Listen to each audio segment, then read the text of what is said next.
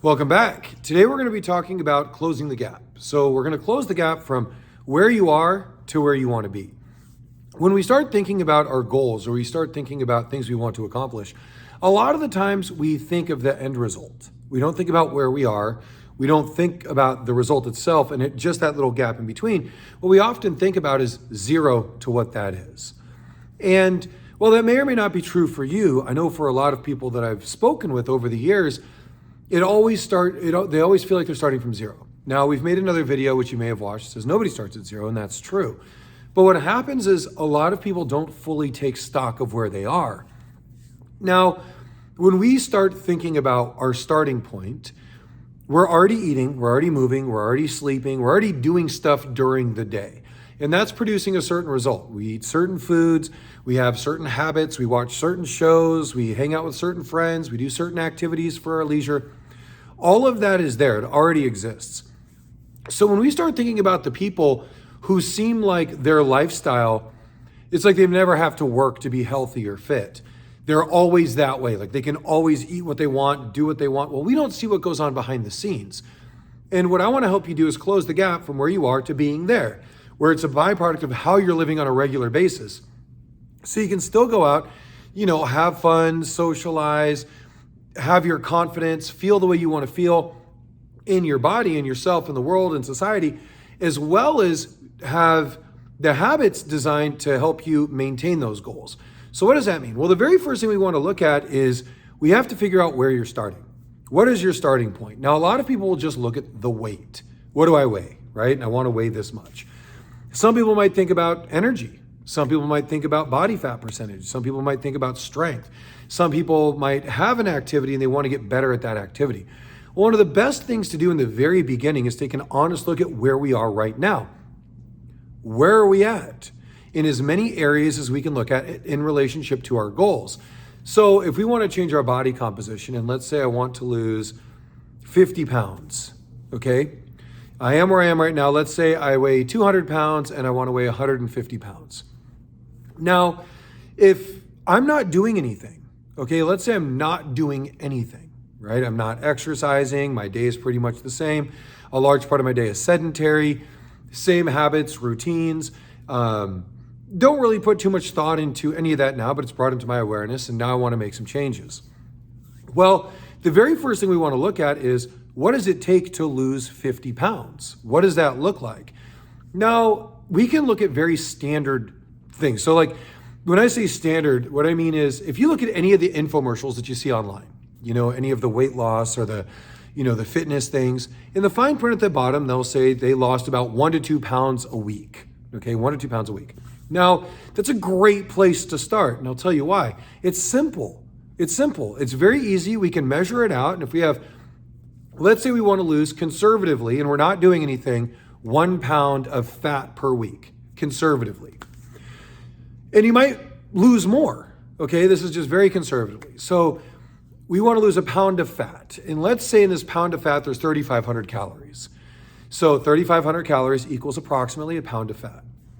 Now, in that pound of fat, if we break that up, we could say, okay, well, there's 7 days, I want to lose a pound, so that's going to be 500 calories a day burned or reduced in my diet or lifestyle to lose a pound of fat. Super simple math right there, right? Now, let's say, again, we're starting from nothing, but we don't know what we're doing. Right? We're not doing much, but we don't know what we're doing. So there's a couple of different approaches. The very first one, which I recommend, is what are you putting in your body in terms of energy that's not being used?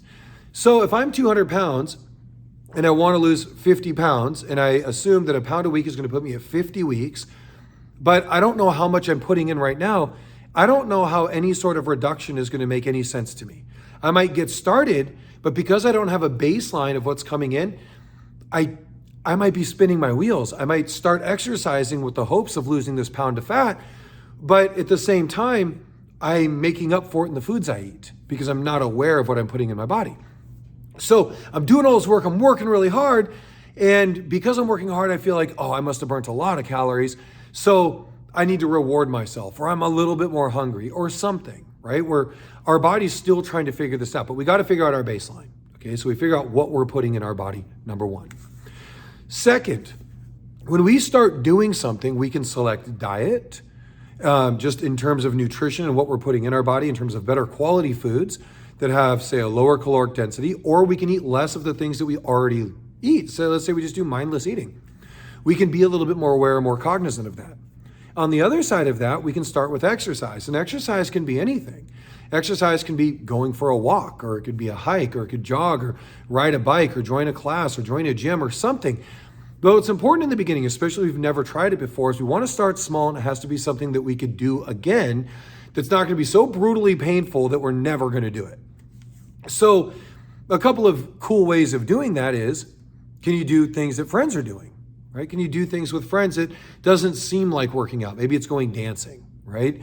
And you wear your calorie tracker, or your Apple Watch, or your Fitbit, or your Garmin, and you just track how many calories you burn when you're out doing something, and how frequently can you do that? Walking is a great one. Okay, walking is simple. Most of us have legs that we can use and we can go walk, and most of those legs are functional and hopefully without pain.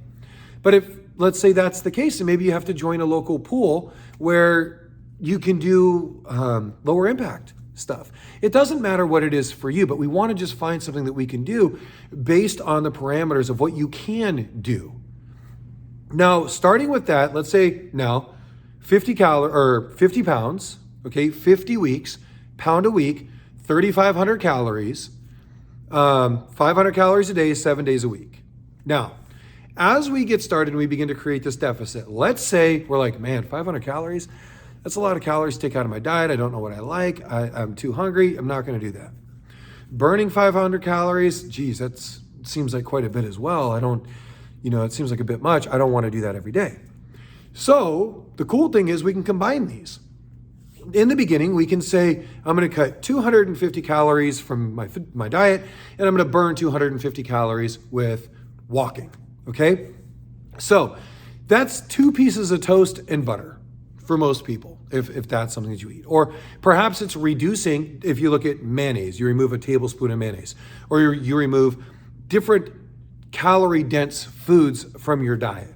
Or you start with a smaller serving, or we add more vegetables. It doesn't mean we have to reduce our volume, it means we have to reduce the calories. So now we start exploring, we realize, wow, this is pretty easy to cut out 250 calories and get 250 calories of exercise each day. Well, here's the cool thing. Now you're going to start losing weight, you're going to have more energy, you're going to have better nutrition, you're going to start feeling better, you're going to have a little bit more muscle, and you might want to take it to that next step where you add a bit more resistance training, or say mobility work, things that challenges your body in a different way. And now it accelerates, it begins to compound. So as you get better, you might find that now you've lost 1.5 pounds 1 week, and then 1 pound another week, and then 2 pounds. But these are things that you enjoy doing on a regular basis. So when we look at a goal that seems massive, like say 50 pounds, when we break it down over 50 weeks, we begin to integrate the right things. We take those calories away from the right areas. It becomes a part of our lifestyle. Looking at that gap, because it's measurable, we know we can do the right things to get there. And here's the thing, we might not want to lose that 50 pounds. We might feel great 25 pounds lighter. We might feel great 30 pounds lighter. But in our mind, we'll create something. But for a lot of people, they don't know what it feels like to feel good. And this will help you close that gap into getting where you want to be, but also feel great in the process. If you got some questions, or if you have some comments, go ahead and put them below. I know this is a simplified version. There's a lot of things we can talk about, but this is a great way to get started or get back on track without adding too much pressure to yourself. Have a wonderful day, and I will talk to you soon.